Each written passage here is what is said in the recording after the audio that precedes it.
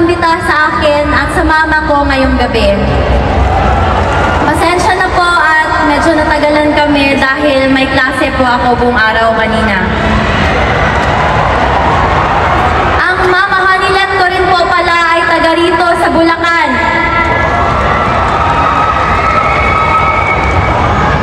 Ako ay isang 21-year-old college student lamang at ayaw ko sanang makisali sa politika. Pero nang dahil sa pag-kidnap at pag-abuso nila sa tatay ko, nandito ako ngayon para ipaglaban hindi lamang ang pamilya ko, kundi ang bansang Pilipinas.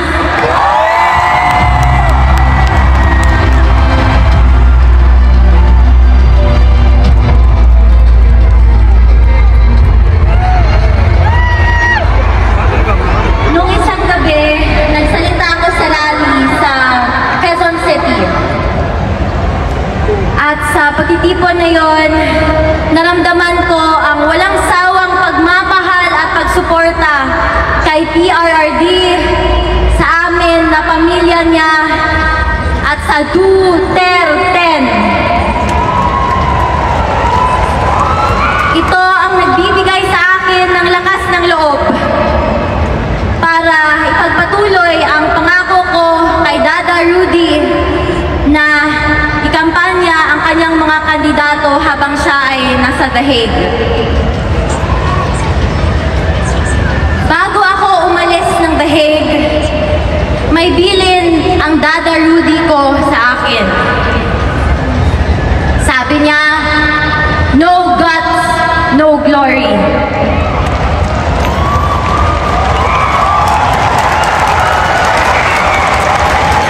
Sa mga kababayan ko, sa kapwa kabataan, bumoto tayo ng tama dahil dito nakasalalay ang kinabukasan nating lahat.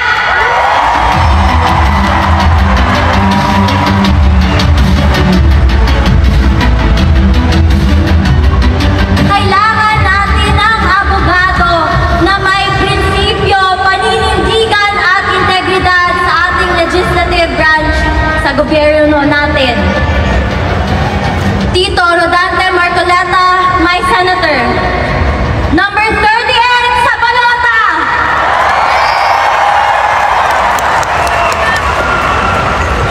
Huwag rin nating kalimutan ang PDP laban senatorial slate o mas kinikilalang Duterte.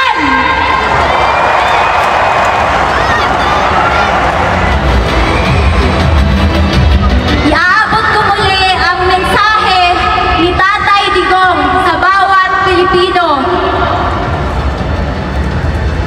Sabi niya, "My love for my country is what brought me here. There was never any personal agenda involved.